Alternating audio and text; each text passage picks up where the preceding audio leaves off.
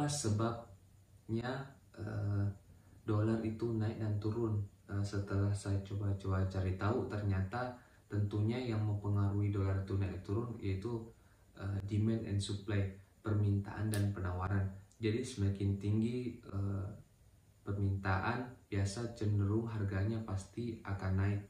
Contohnya seperti ini, jika masyarakat Indonesia mau atau tertarik untuk menukarkan uangnya ke dolar, maka otomatis permintaan dolar itu akan meningkat, maka cenderung harga dolar itu akan meningkat. Begitu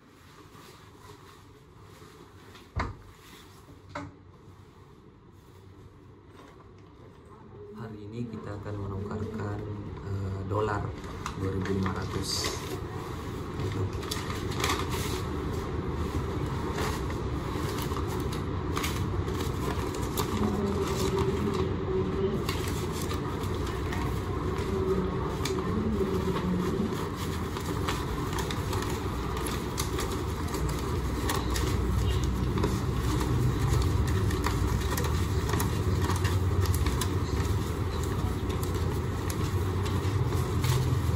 2.500 dolar.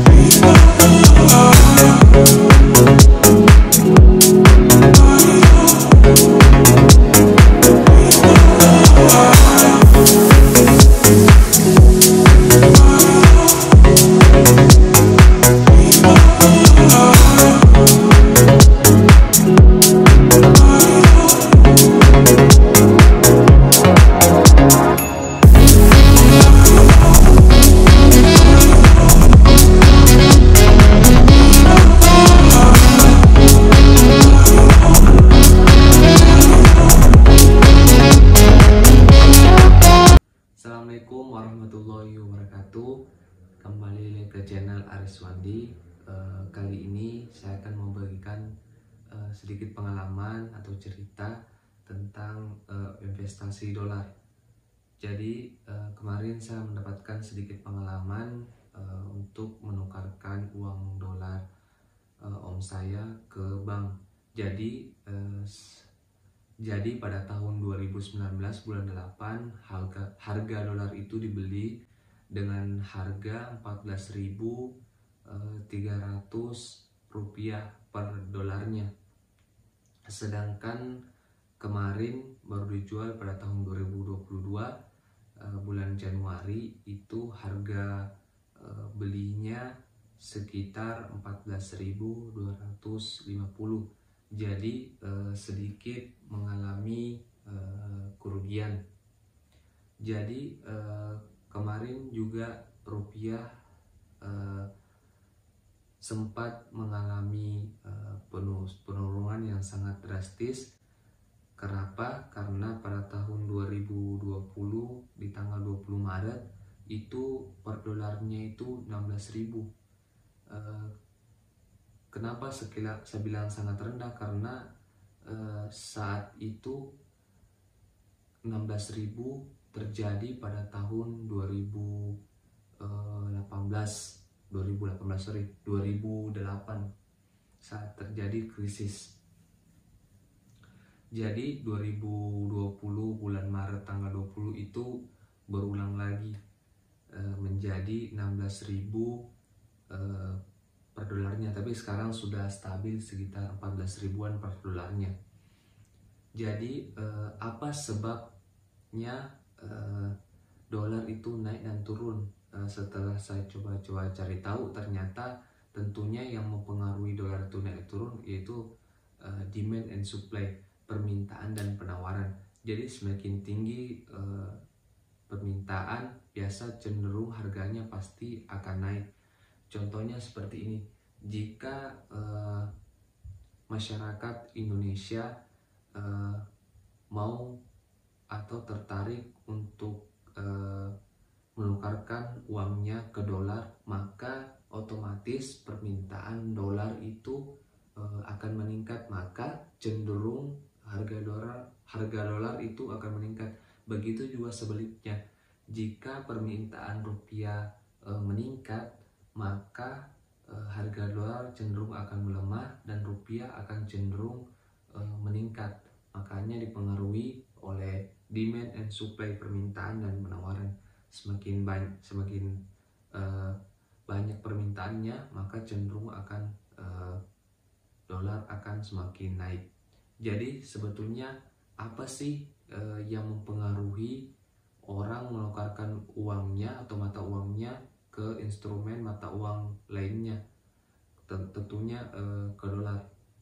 Setelah saya baca-baca, itu adalah yang salah satu penyebabnya kan ada 3, ada namanya prospek investasi, yang kedua mengenai perdagangan ekspor dan impor, yang ketiga itu adalah ada namanya konsensi bersama. Jadi saya jelaskan satu persatu. Yang satu adalah prospek investasi. Jika suatu negara ekonominya stabil, politik dalam suatu negara stabil, maka otomatis negara lain pasti akan berinvestasi ke negara tersebut. Contohnya seperti Indonesia, banyak negara-negara lain yang investasi ke Indonesia, maka pasti akan rupiah akan meningkat, karena pasti semuanya ini kan banyak asing yang investasi ke Indonesia, mau investasi saham, obligasi, reksadana, ya, atau infrastruktur. Untuk orang asing investasi ke Indonesia, tentunya orang asing itu harus menukarkan dulu uang dolarnya ke rupiah, maka itu akan rupiah akan mengalami peningkatan karena permintaan atas rupiah itu cenderung semakin banyak. Makanya berlaku yang namanya supply and demand. Jadi ya begitu, semakin banyak investasi masuk ke Indonesia dan pastikan permintaan rupiah akan meningkat. Yang kedua adalah ekspor dan impor, perdagangan ekspor dan impor. Kenapa? Karena apabila di suatu negara rajin impor, maka semuanya di Indonesia rajin impor nih, maka permintaan dolar kan akan meningkat, pasti cenderung harga rupiah akan menurun karena permintaan dolar itu semakin banyak. Begitu juga sebaliknya, kalau kita rajin untuk ekspor ke negara lain, Indonesia ekspor ke negara lain, maka pasti kan permintaan rupiah akan meningkat. Kenapa permintaan rupiah meningkat? Karena kan semuanya kita menjual barang ke suatu negara dan mendapatkan uang. Terus uang itu kan tidak otomatis bisa dipergunakan di Indonesia, maka uang tersebut harus ditukarkan ke rupiah dulu. Mungkin itu salah satu pertimbangan kenapa orang menukarkan atau berinvestasi di mata uang lainnya. Yang kedua itu ada namanya konsensus bersama. Kan kita tahu safe haven currency di dunia adalah mengacunya ke dolar. Kenapa ke dolar? Contohnya seperti ini. Sekarang kan saat pandemi COVID, banyak negara-negara yang lain mengalami yang tidak bisa ekspor lah, dan orang lain tidak bisa juga investasi ke negara ini karena mobilitas kegiatan dibatasi, dan banyak orang yang berinvestasi ke dolar. Karena apa? Karena mata uang yang paling stabil dan safe haven currency yang paling yang paling kuat lah, yaitu dolar.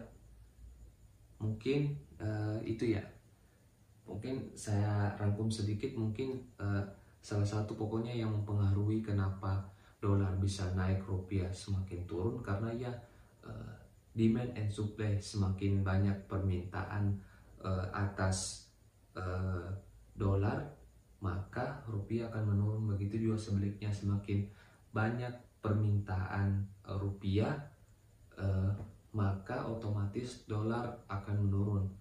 Oke, semoga itu sedikit bermanfaat, sering-sering saya tentang pengalaman menukarkan uang dari dolar ke rupiah.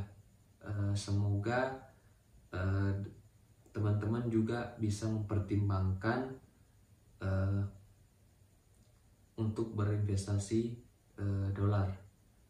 Tentunya, tapi dengan investasi dolar tentunya kita juga tidak mau kondisi Indonesia itu terpuruk atau mengalami yang namanya seperti kemarin COVID ya, karena tidak baik juga. Karena kenapa biasanya orang itu kalau berinvestasi dolar berharap kondisi ekonomi Indonesia itu ya tidak baik ya. Karena apa? Karena ketika kondisi Indonesia sedang tidak baik, maka otomatis dolar pasti akan naik. Seperti yang terjadi pada tahun 2020 bulan Maret tanggal 20, rupiah sangat melemah 16.000 per dolar.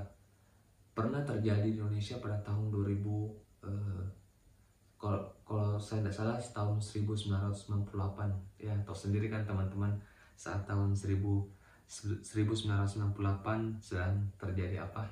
Oke, mungkin segitu saja seringnya, lebih dan kurangnya saya mohon maaf. See you next video. Assalamualaikum warahmatullahi wabarakatuh. See ya. Hai.